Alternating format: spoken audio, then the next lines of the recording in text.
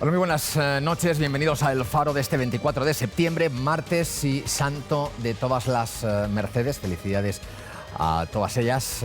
Miren, las elecciones que vienen, desde el 10 de noviembre, serán parecidas, pero no iguales que las últimas generales. Y no lo serán porque hay actores nuevos, elementos nuevos que pueden mover el complejo tablero político español y valenciano en este caso. El último de ellos es el llamado efecto Errejón, o en otras palabras, la sonora derrota de Mónica Oltra, que no ha podido convencer a los suyos de que la mejor opción era ir de la mano de Podemos y de Pablo Iglesias en el caso de Compromís. Esta formación, Compromís, tumbó anoche la coalición de izquierdas que soñaba Oltra y se casarán, al parecer, con Íñigo Errejón, el ex número 2 de Podemos, disidente, ex amigo de Pablo Iglesias y creador de una plataforma que se llama ahora Más Madrid y que se llamará a partir de ahora, parece ser, Más País. La verdad es que Oltra no suele fallar, y suele perder pocas batallas en su partido. Digo dentro de su partido, porque fuera ya es otra cosa. Tras perder sus elecciones autonómicas particulares,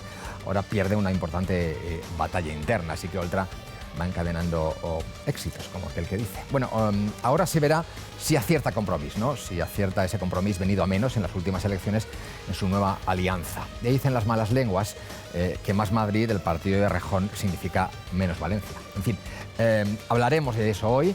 También del terrorismo de Chichinabo que asoma en Cataluña. Recuerden aquellas palabras proféticas del presidente Quim Torra. Apreteu, apreteu. Les animó a los chicos de los comités de defensa de la República, así se autodenominan los CDRs estos de Marras. Bueno, pues tanto han apretado que según el juez y la Guardia Civil iban a asaltar el Parlamento el 1 de octubre y cuando saliera la sentencia sobre el proceso del Supremo, pues iban a poner algunas bombas y animar el cotarro a su manera. Y aún hay aquí, en la Comunidad Valenciana, hoy mismo, quien le ríe las gracias al independentismo y considera que, en fin, que los chicos estos solo tenían en casa productos de limpieza y que la operación de la policía no es más que una acción represora del Estado. No lo digo yo, lo ha dicho en Twitter la jefa de gabinete de una consellera del gobierno de Ximo Puig.